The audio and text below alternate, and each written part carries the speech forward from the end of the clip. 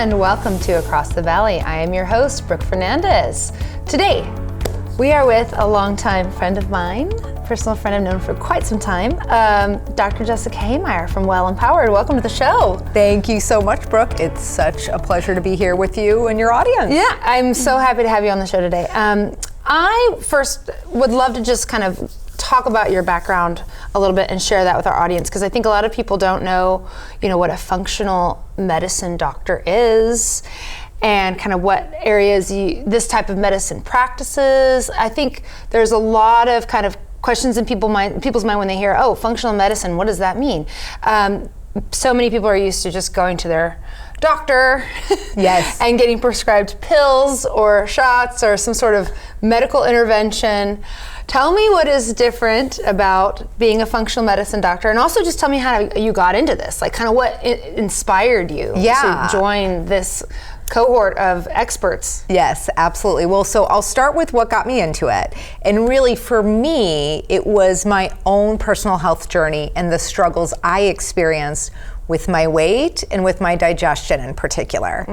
And for me, for probably about 15 years, I rode what I like to call now the weight loss roller coaster, right? You knew me during this time, and my weight would go up, my weight would go down, and at a certain point, I really got that my approach and what I was being told wasn't really working. So yeah, let's pause there. What were you being told? Well, I was being told at the time, I was being told nothing's wrong with you, first of all, that was one thing.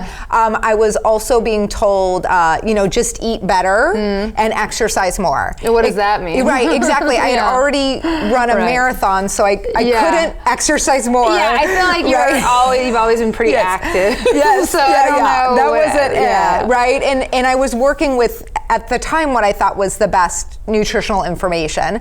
But, at a certain point, I really got that you're fine, and, eat, change how you're eating and exercise more. Those were not the solutions for me. Okay. And so I started to get really curious and dove into both the science of metabolism as well as left behind the inherited, what I like to call all or nothing approach to our weight, which fundamentally is mostly experienced as overindulgence and deprivation. Right? People kind of cycling back and forth between Whole30, and then on day 31, let's get the pizza and the bottle of wine, right? Or hard 75, you name it. Yeah, exactly. Whatever your kryptonite du jour is, right?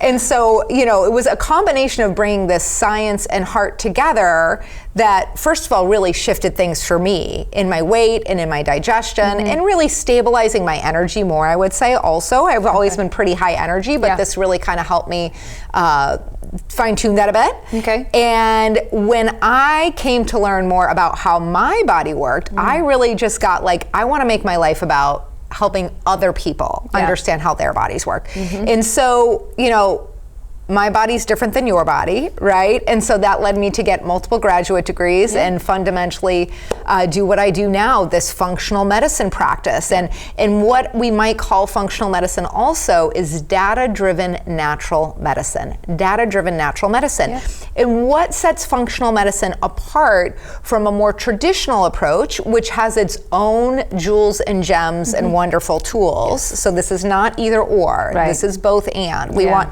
all the good things from the different toolkits. Yes. And so with functional medicine, we're seeking to understand and address the root cause.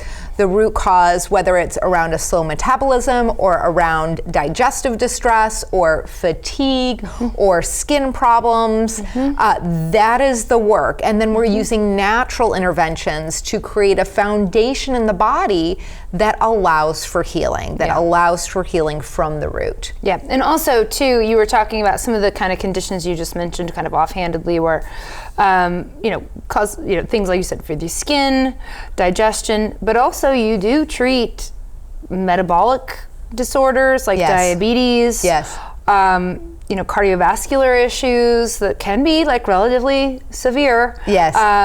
a variety of conditions can be managed this way. Absolutely. Absolutely. But like you said, in addition to traditional medicine. We're never going to be irresponsible. We are not suggesting people drop their medications, right? You always want to talk to your prescribing physician for sure. First, but when we get in there and we're really seeing what's happening and we start to make shifts, we actually go back to those labs. We watch those numbers shift, and over time, I mean, it's one of the things that brings me so much joy is when people are able to go back to their prescribing physician and say, hey, can you lower my dose? Look at these numbers I've earned. Or can I drop this one prescription? And, you know, they're prescribing physicians. They want them to be healthy and thriving, and you know, they're up for that. And also on that note too, when we're talking about kind of the prescriptive nature of just like, well, our system is designed to treat conditions, right? It's the fee-for-service system. Can you tell me a little bit also about just in general, like your experience, just in the difference in approach in terms of you have deep knowledge in nutrition and like you're talking about other areas and other diagnostic tools, right? There's a lot of other things out there that are just kind of on the table when you see someone with a functional medicine background. Yes, absolutely. And one of our biggest tools that we're using in functional medicine is nutritional medicine, like actually using food as medicine as a way to heal the body. And in a more traditional approach, right, they're going to use their prescriptions, which of course are needed and important in certain situations, but they just don't have that nutritional background. It's not part of their toolkit. They have other great things in their toolkit, not this. So we're really using that nutrition in a targeted way to heal the body. And then as you mentioned about testing, when I get information on a person via labs, we are very comprehensive, right? I let people know you're gonna feel like you're donating blood because we're getting so much information about your body. I know that can like make people cringe a little bit, but really it's not to be cute, it's so that we can understand what is happening, right? Are you struggling with your blood sugar because your magnesium levels are so low, right? Or you are struggling with your hormones because your omega-3 fatty acids are so low. These are things that we can know via labs. We do not need to guess. And then we can do all kinds of, you know, depending on the person, we might be doing an assessment of the microbiome. We might be looking for toxins. We might be looking at how someone is processing their hormones. Lots of different things we can learn. No, it's comprehensive, definitely. I want to take a brief second here and pause because I think when we come to the next segment, I want to talk a little bit more about just how do we integrate things into our day, but we'll take a pause right here. I am your host, Brooke Fernandez. Today we are with Jessica Haymeyer, Dr. Haymeyer from Well Empowered. And welcome back to Across the Valley. I am your host, Brooke Fernandez. Today we are with a special friend, Dr. Jessica Haymeyer from Well Empowered. Welcome to the show. Thanks so much, Brooke. It's such a pleasure to be here with you. Always good to talk with you. I wanted to, so we were just in the last episode talking about just the foundational nature of nutrition, like how important it is. Maybe even how difficult it is to manage for people, or just kind of generally speaking, it is such a foundational aspect of life. Tell me a little bit about kind of in your practice, kind of where do you start with kind of educating people about how important nutrition is and some of these small things they can do to influence their health? Well, so fundamentally, I always start with where people are. And what I mean by that is, just like one person might be able to ride their bike farther than another person, when I'm meeting with people, people are arriving with different knowledge about nutrition as well as different habits around nutrition, and wherever they are is perfect. My commitment is to guide to sustainable shifts that meaningfully impact health over time, right? This is not a quick fix. And so first, I really start by getting an idea of what they are doing regularly. Simply put, I have them track and I go in and out of their tracker regularly to see what's happening. Because I really believe that when we work with people and meet them where they are, we can help them find strategic solutions they can stick to in the long run. And that's what it's really about, right? So if I think about when I'm working with someone, one foundational shift I frequently turn to, I frequently guide people on is having the first meal of their day really be grounded in stabilizing blood sugar. Okay, what does that mean? Yeah. Let's talk about stabilizing blood sugar. What do we need to do that? So people who are pre-diabetic or diabetic may have a little bit of knowledge about their glucose and the jumping around it might do, right? So what we're looking to do is we're looking to eat in a way that keeps blood sugar levels, also known as blood glucose levels, balanced and stable. So as opposed to causing a spike in glucose, which inevitably is followed by a big dip in glucose. We want to eat in a way that allows for just a nice steady eddy glucose level. That sweet, kind of not too high, not too low, kind of range that our body loves so much. And how we can do that. And for all of you listening today, my encouragement, my wish is that you look at this from a how can I play a better game perspective. So please give up all hope of perfection. There is no such thing. But if you were to start to look at how could I start my day with something that keeps my blood sugar levels stable, what we want to be focusing on is some good quality protein. We want to be getting some nice fats in there that actually help us feel satiated and also help keep our blood sugar levels stable. And then if we're bringing some kind of carbohydrate in there, we want it to be really doing something for our body. We want it to be giving us some fiber or some vitamins, minerals, antioxidants. Okay. An example of this might be something like a couple of eggs, a half of an avocado, and a cup of berries. Great way to stabilize your blood sugar. Ways that you could do that outside of that, you could do something like Greek yogurt. There are lots of lovely lower sugar granolas. That's key there, the lower sugar granolas. There's lots of high sugar granolas, but lower sugar granolas, aiming for 9 grams of sugar or less. That's a good way to kind of think about that. Mix that into your Greek yogurt, great way to start off your day. And there's also lower sugar yogurts. Like for example, you said Greek yogurt. Yes. You were specific, okay? Yes. There's a lot of options out there that are packed with sugar. Right, and even to fine tune that a little bit more, the ideal thing is really unsweetened Greek yogurt, just plain old natural Greek yogurt. There are some nice options out there that are sweetened with stevia, which is a natural plant, so we're okay with that. But if you can kind of help your taste buds shift, that takes some time, but it definitely is a doable thing. Yeah, and so before we get off that topic, I want to come back to something you said earlier around the 9 grams of sugar. Yes. Why is that so important? And tell me more about, and tell our audience a little bit about kind of this 9 gram marker. And how many grams we're supposed to have per day. Yeah, well, the grams of sugar thing, it is something, right?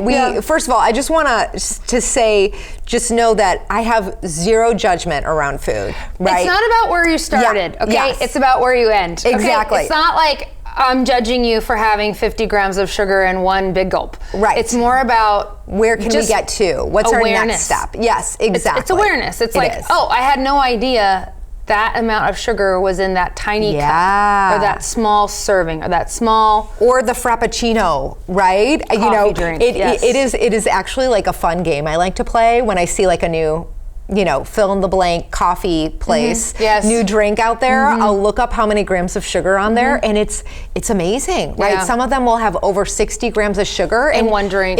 And can you imagine walking down the street eating like a banana split with hot fudge on it in the morning? Like that would not be socially acceptable. Right. I mean, it's just like and then. Yes. So to go back to the 9 grams of sugar. So fundamentally, when we eat high quantities of sugar, our blood sugar goes up real quickly, and our body doesn't like that.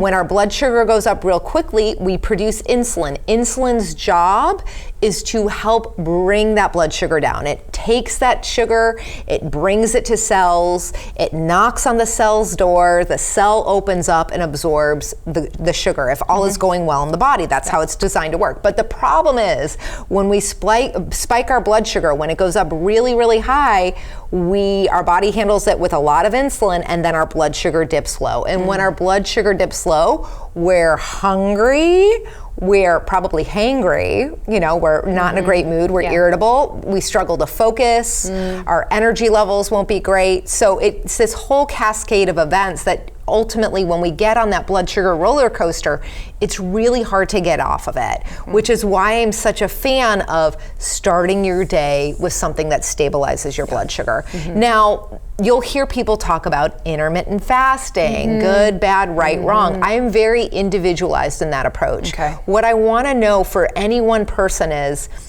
does this feel like punishment, like actual punishment deprivation to you? Because if it feels like deprivation, it's unlikely you're going to be able to sustain it. And if you can't sustain it, you can't keep the outcomes you would get from it. So it's not a solution to me. So, that's one thing. If someone's contemplating intermittent fasting, if it leads to rebound overindulgence or just fundamentally you see like that's just not going to work for your life, don't worry about it. Get that first meal when you're up, within an hour of waking, and have it be something that stabilizes your blood sugar. So we're going to take a pause right here. And when we come back, I am your host, Brooke Fernandez. We're with Dr. Jessica Haymeyer from Well Empowered. Until next time.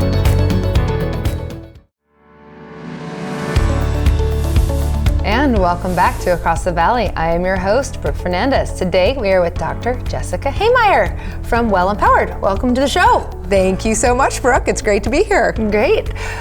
We were talking about playing a better game, nutritionally, and just in general, like not trying to kind of boil the ocean and do everything at once and try to correct all the bad habits that we've created, all in one go. What we were talking about was this idea that you've pioneered around incremental changes and sustainability, right? Tell me a little bit about because we were just talking about vegetables and incorporating vegetables or reducing sugar, like some of these small shifts that have large impact over a long period of time.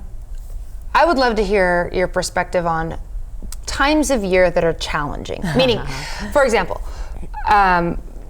holidays are coming up here, even kicking off with Halloween, where there's tons of candy around. If you work in an office or a physical workplace, there's candy everywhere coming at you, and it's hard to kind of manage your program of what you're doing for your health when there's a lot of environmental factors that are stressing your program. Yes. So what do you typically recommend?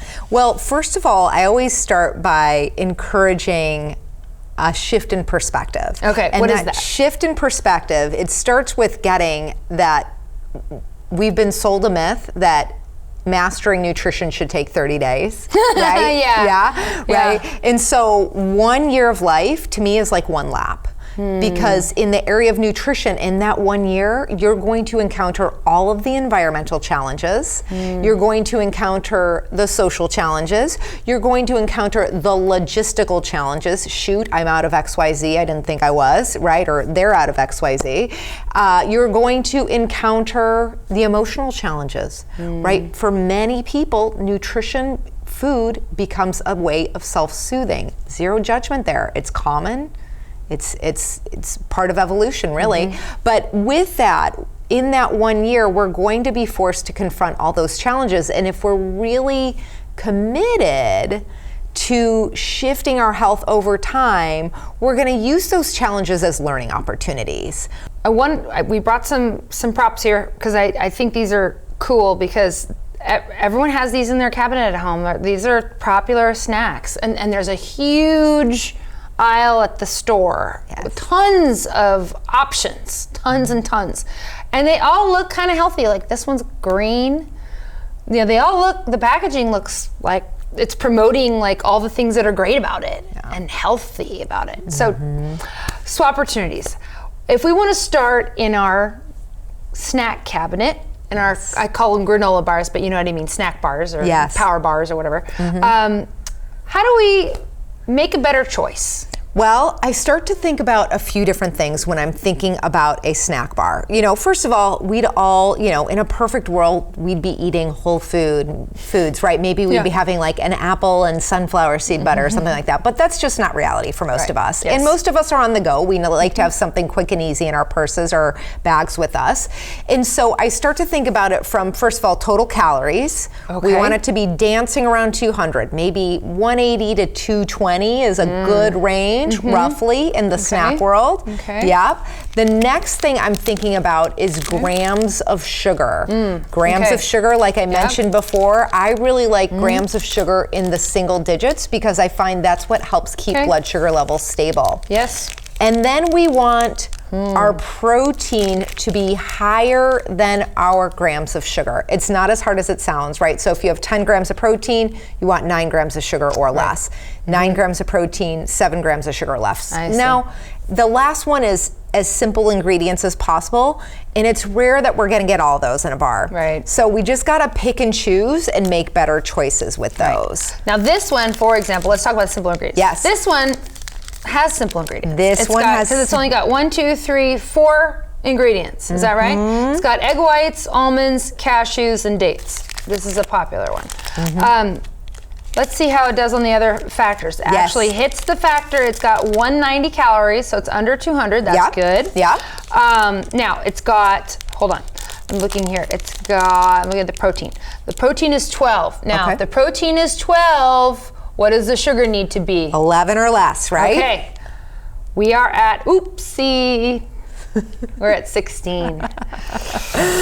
We're at 16. 16 grams of sugar, right? So this might be your friend if you're going out for a long hike, like an hour and a half. Burn that sugar is what you mean. Yeah, exactly. Okay. But it's not your friend if you're rushing from meeting to meeting. Okay. Right? It's not your friend for your standard work day. Yeah. Okay. Okay. And I want to take one more look at one, and then we're gonna take a break. So here we have 15 grams of protein. Oh, this says 1 gram of sugar. Yes. What now does there's that something mean? tricky about this one, and I didn't mention. It was kind of hidden within one of the categories. Okay. So before we jump into that, I'm just going to go through the criteria. Yes.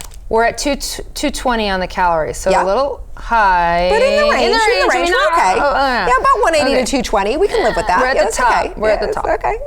Top.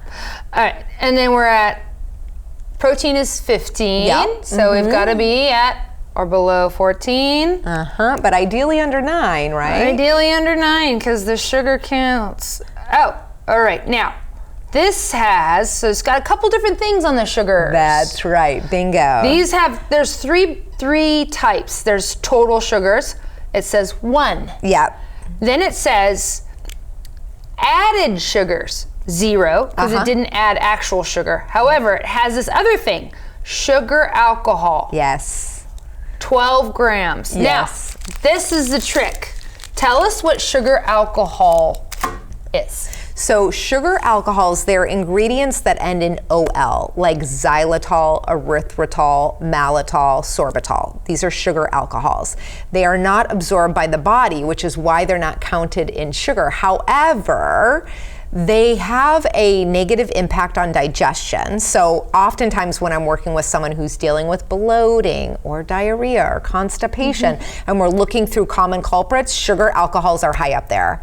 So those OLs, those things ending in OL, they're commonly used to sweeten things. The other thing is that there's recent research is pointing to negative impact on the brain and memory with artificial sweeteners, including things like aspartame. Which is also in diet sodas. Yes, exactly. But also sugar alcohols, interestingly enough. So now we have a few different reasons why I'm going to say let's stay away from those sugar alcohols. Wow, this has been great. Yeah. That's really excellent. Thank you. Okay, until next time, I am your host, Brooke Fernandez. We are with Jessica Haymeyer from Well Empowered.